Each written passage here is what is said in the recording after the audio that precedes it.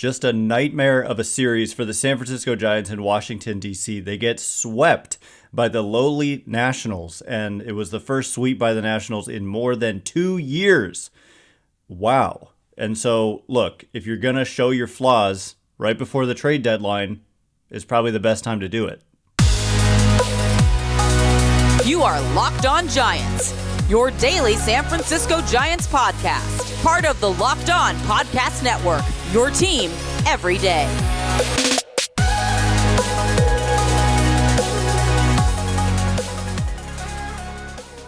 Hello and welcome to Locked On Giants, part of the Locked On Podcast Network, where it's your team every day. My name is Ben Kaspick, and on the show we provide daily episodes Monday through Friday talking about the San Francisco Giants in a way that's data-driven and rational, but also simple, passionate, and accessible to all. I'm a former contributor for the baseball statistics and analysis websites Beyond the Box Score and Rotographs. I've been podcasting about the Giants since 2015, and I'm a lifelong fan. Thank you for making Locked On Giants your first listen every day. We're free and available wherever you get podcasts, including YouTube. Check us out there. Hit that subscribe button if you're watching on YouTube. And coming up on today's show, that just happened. The Giants got destroyed, not just swept. I mean, it'd be one thing if you lost a bunch of one-run games, but they got embarrassed and destroyed in all aspects of the game by the Nationals, who hadn't swept a series. They had like a 15 or 14 and 32 home record coming into the series. Better on the road, but that's kind of weird and fluky. But the Giants' needs were very apparent in this series, and it's twofold. I think they need pitching, and I think they need middle infield help. But we're going to start off by I want to propose an idea to you that I think the Giants need to add pitching. I think we all know that, like starting pitching, but I also think they need to subtract pitching. And maybe that's not too much of a shock to you. Like listening, you probably just want them to get rid of some of these guys who have not performed well. But I'm going to make the case that they kind of have to do it, because what got me on this, and we'll talk about the series later, it was ugly. And the pitching was a big part of it. Alex Wood, Anthony DeSclafani, pretty much, I mean, Logan Webb even, but for Wood and DeSclafani, it's just a continuation of a problem. And what got me thinking about that they need to subtract pitching. They need to trade one of these pitchers who, falls into the same kind of category in DeSclafani, Stripling, Wood, Junis, and Manaea. I think from that group, they need to trade at least one player. And the reason I think that is what got me thinking about this was when Luke Jackson, the reliever, was being activated, which he was. I was looking through trying to figure out what was going to be the corresponding move. And the rule is you can only have 13 pitchers. You cannot have more than 13 pitchers. The Giants already had 13 pitchers. And so, okay, who are the guys with minor league options who can be subbed out and Jackson to come up or to be activated from his rehab assignment? And here are the Giants pitchers who can be optioned: Logan Webb, Camilo Doval, Tyler Rogers, and Ryan Walker. End of list. There are no more players who can be optioned. The move that they made to get Luke Jackson onto the roster was that they DFA'd Mauricio Llovera. And that's kind of unfortunate. I thought, I was hoping that he would get more of a shot. But the thing is, they don't have other guys. They had to DFA somebody. They couldn't. You're not going to. I mean, if they option Ryan Walker, that would be somewhat similar to what they did when they optioned Tristan Beck, which in and of itself, I don't think we ever discussed that, but I don't like that move because Beck was pitching better than so many players on this roster. But the thing is, he had options and these other guys don't. And here's the thing, though. You've got John Brebbia who has to come back at some point. What's the corresponding move there? There is nobody you can option except, you're not optioning Webb or Doval or Tyler Rogers. That's just obvious. And if you option Ryan Walker, he's pitching well. How do you do that? When you have a bunch of guys who aren't pitching so well and you have too many long reliever, bulk innings, start, whatever you want to call them, guys. And so that's just for Brebbia. And so what about also getting Tristan Beck back on the roster? What about Keaton Winn? what about adding a pitcher of impact at the deadline? There's just simply not enough room when you're talking about guys. There's no flexibility outside of guys who are really performing well, who shouldn't be sent down. And so the trade deadline is a week from Tuesday. And I think that it makes so much sense for the Giants to trade at least one and possibly more from that group of Jakob Junis, Sean Manaea, Alex Wood, Ross Stripling, and Anthony DeSclafani. That's a lot of guys. 1, 2, 3, 4, 5 guys that I just named. Now, it's important to think about what is the contract of these guys. What are these various contracts? Because some of them might be harder to trade than others, and some of them might possibly be DFA candidates as well. If you DFA a guy, obviously that clears a spot as well. But the one guy who has actually, Anthony DeSclafani, he is signed for next year for $12 million. He's also signed for this year for $12 million, but about 2/3 of that has already been paid. And so an acquiring team would only be on the hook for the rest of it and for next year. And that might be tough because he pitched today 4 1/3. He came in after an opener, which goes to tell you just how much they don't believe in him right now. And he allowed 4 earned runs. He allowed a homer. He only had 2 strikeouts and he had 2 walks. Brings his ERA on the season up to 4.88. Fielding independent pitching is 4.38.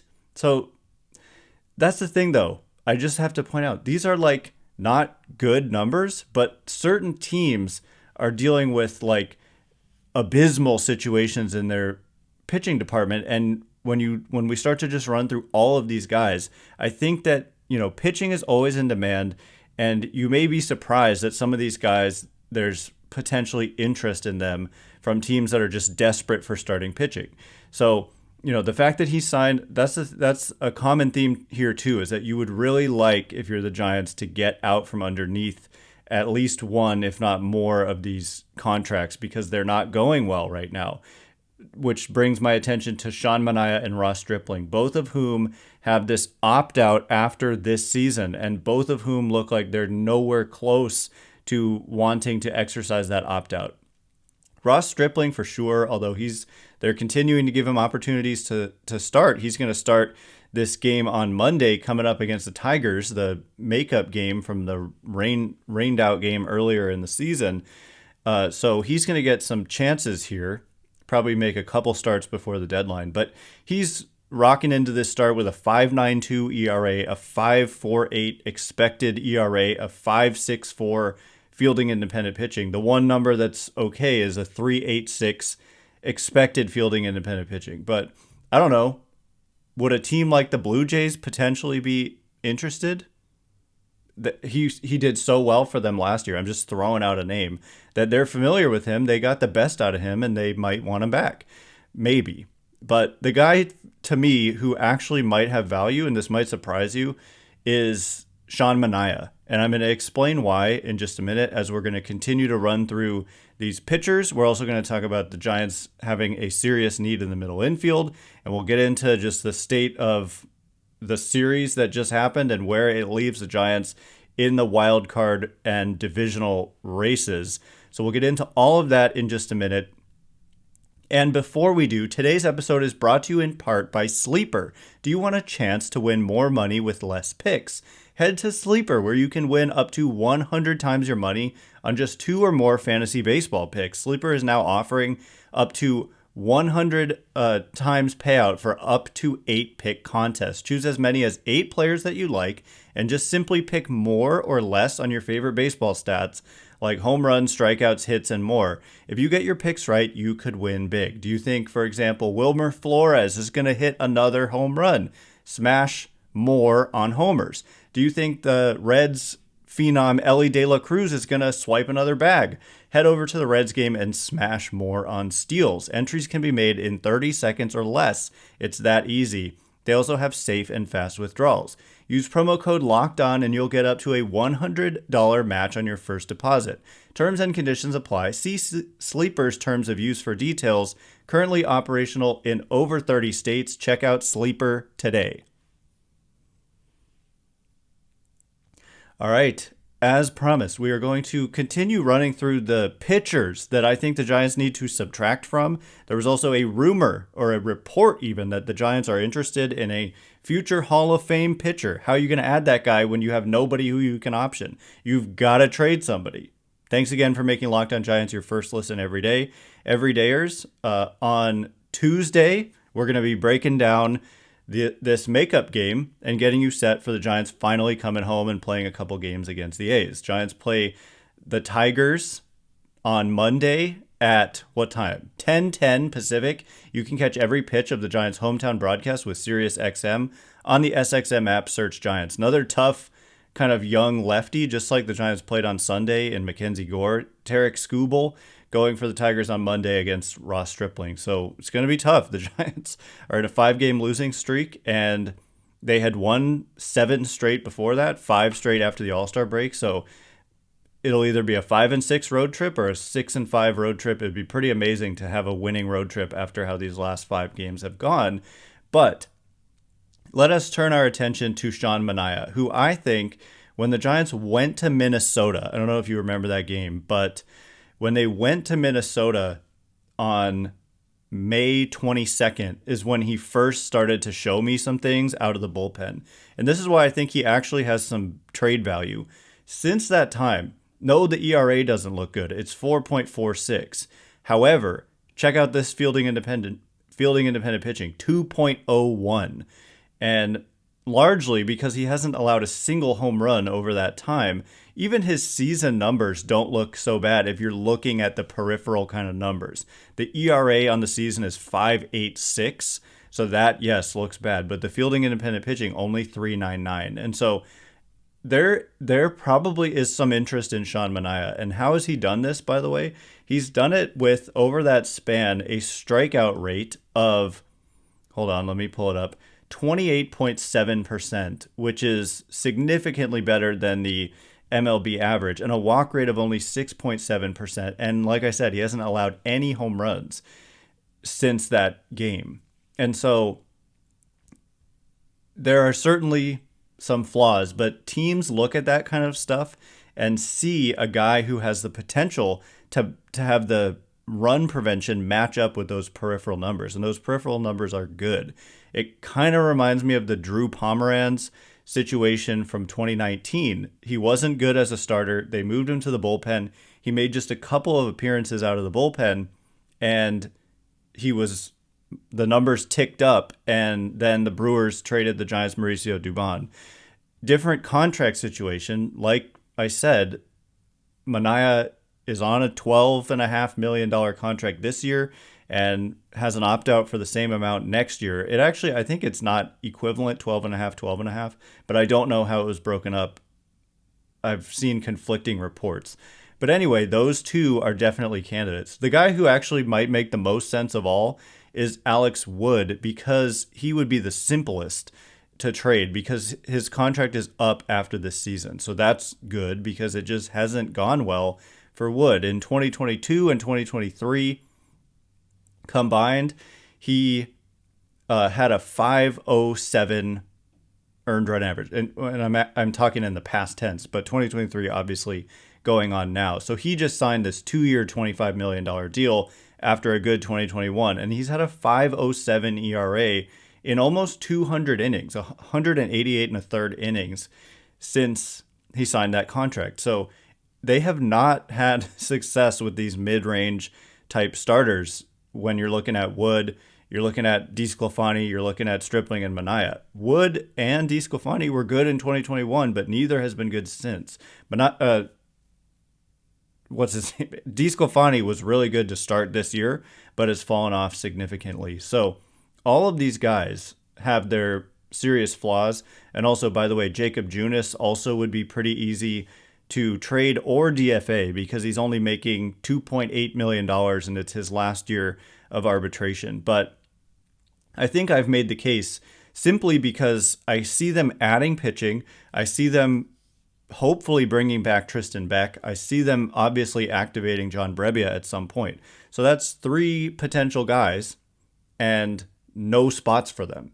And so what are you going to do? I think it makes sense to trade one. And Speaking of acquiring a pitcher, the Giants were reportedly tied. I mean, not reportedly tied. In a report by John Manaea of MLB Network, the Giants were linked to Justin Verlander. Justin Verlander, yes, the Hall of Famer. John Manaea says, the future Hall of Famer, I should say. Sources, the Giants are among the teams evaluating Justin Verlander as a trade candidate should he become willing to waive his no trade clause.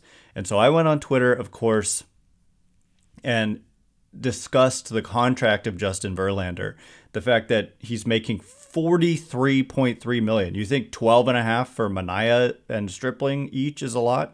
Try $43.3 million that Verlander's making this year, and $43.3 million that he's owed next year, and a $35 million player option if he reaches 140 innings in 2024. So that's all downside, the player option, as we know from the Giants' player options that we've discussed on and on. But the thing is, I mean, the Giants, no way would they give up anything of value for that contract. The Mets would need to take on a significant amount of that contract in order for them to get anything of value in return. It's an underwater contract. Verlander, while he's been better lately, he's had a significant dip in his strikeout rate this year, which is alarming for a guy who's already 40 years old. And you're talking about guaranteed contract in his age 41 season next year, and then this $35 million player option if he stays healthy next year and reaches 140 innings. And so the Mets would need to pay like at least half of this to get anything of value, I think. What Bob Nightingale, who came up with the crazy Ohtani trade proposal, also said that Kyle Harrison would have to be involved for the Giants for the Mets to be willing to trade Verlander to the Giants, and that's insane. You're not, unless the Mets pay like all of that contract, there's no way the Giants would include Kyle Harrison. So it's just crazy. Jim Bowden comes up with some wild ideas. But yeah, the fact that the contract is underwater means the Mets would need to pay money in order to get anything of value.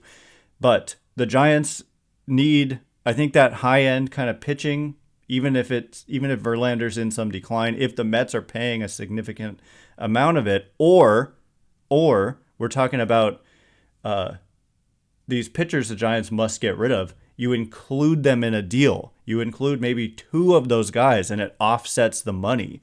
And if you're talking about Stripling and Manaea, it's looking like it's going to offset the money next year as well, because they, are probably going to opt in. And so that is a creative way potentially where you could trade, Ross Stripling and Sean Manaea to the Mets, get Verlander, maybe throw in a prospect to the Mets, and they clear up some money that they can spend on somebody else next year. We know Steve Cohen, their owner, will do it. And for the Giants, you improve your starting pitching and you shed these players who aren't performing well and who are clogging up space where you need to bring in other starters. And so something like that does make a lot of sense. And I could really see it happening. We'll see. I mean, that's kind of a wild thing, but they've got to do something. They're in a weird situation with all these pitchers clogging up their roster and not performing well. So anyway, coming up in just a minute, middle infield. It's not just all about pitching.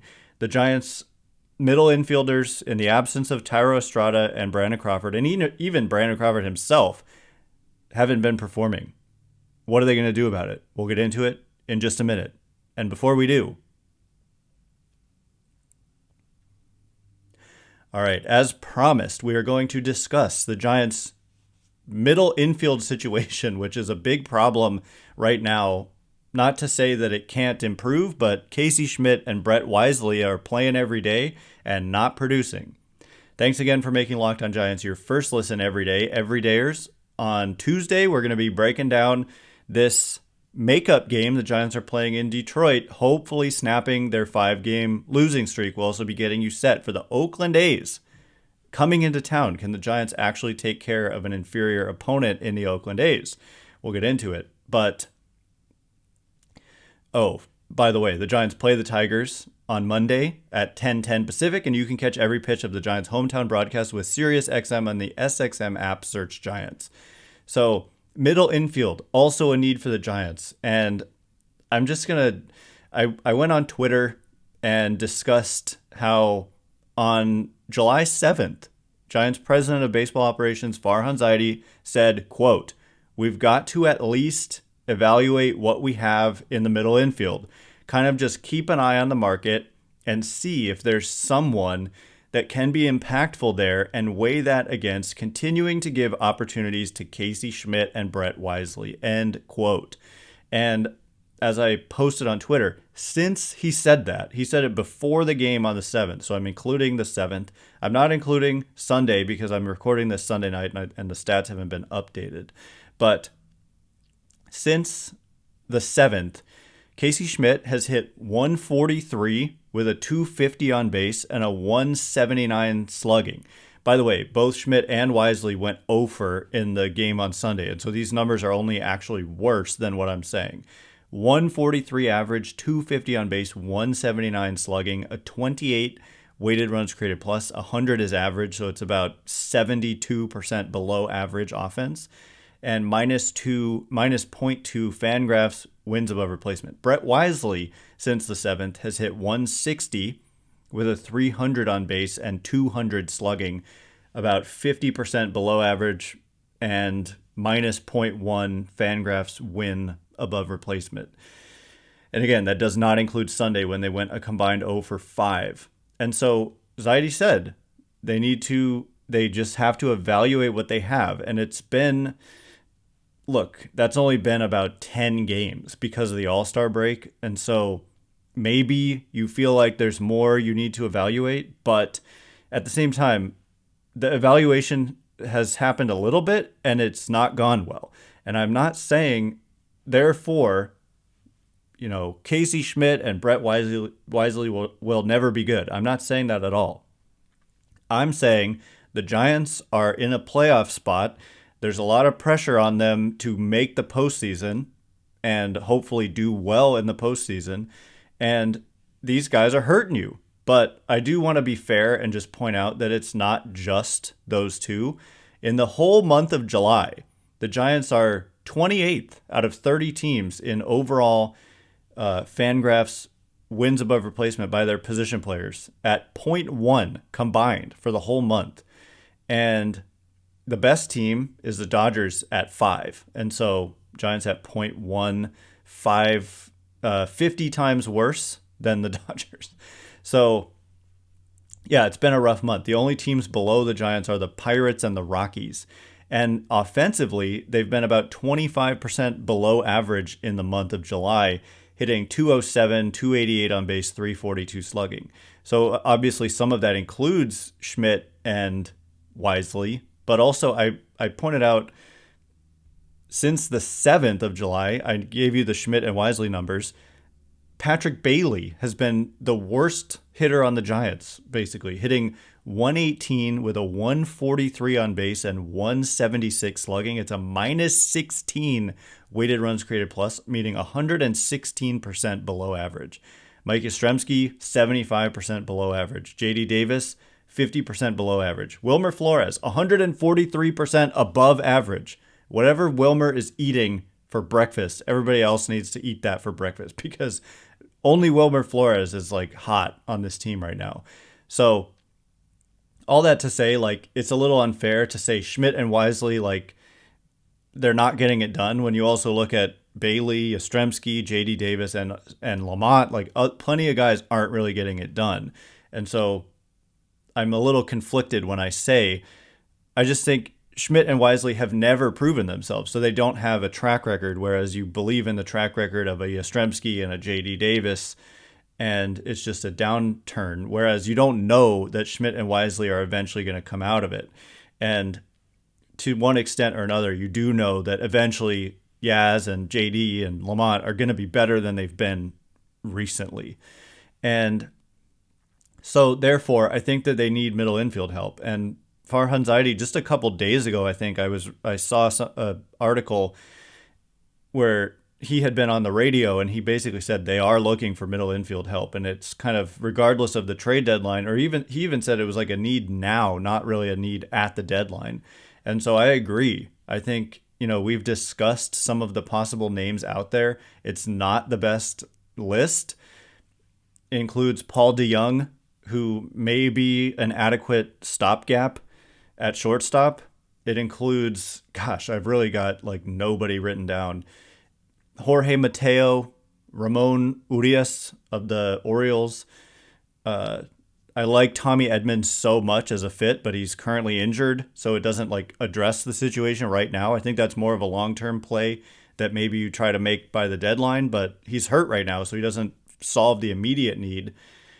Gleyber Torres, but he's, the Yankees are playing better in the last few days, and there's not a lot of impact out there. But, Paul DeJong, he probably maybe makes the most like obvious sense, although, yeah, I don't know. I tried to write down names and I didn't write them all down, and so I'm kind of going off memory right now, but suffice it to say, they could really use a middle infielder for the present and the long term.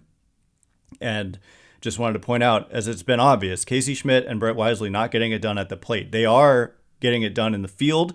Wisely has had some good kind of walks and plate appearances that are grindy, and he's leading the league in pitches per plate appearance in the month of July, I believe. They're showing it on the broadcast.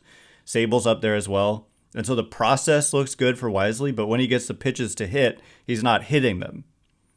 And so you got to eventually hit those pitches, and they're continuing to run him out there in hopes that eventually he just does, but it hasn't happened yet. And with Schmidt, it's been just kind of a major struggle at the plate after a hot first few days. He's basically been in a huge funk ever since.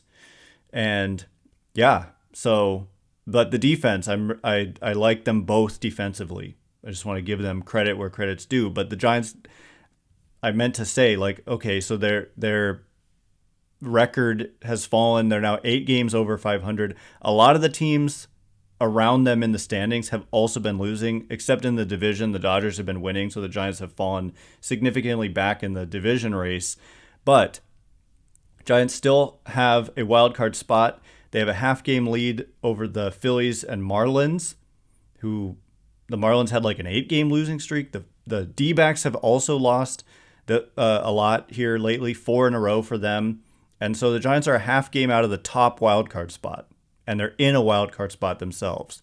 So it's not a total disaster, but you got to stop this fall. And I think part of that is making a move for a middle infielder. Anyway, that is all the time we have for today. Thanks again for making Locked On Giants your first listen every day. Everydayers on Tuesday, breaking down hopefully a win in Detroit. Giants need it desperately, and we'll be breaking it down, win or lose. Once again, my name is Ben Kaspick. Check me out on Twitter at Ben Kaspick, Kaspick. If you like this show, please consider rating it or leaving a review. It helps me out a lot. So thanks in advance. And thank you to everyone who's done so already. I can't wait to be with you again on Tuesday. Thanks again for listening. You are now Locked On Giants.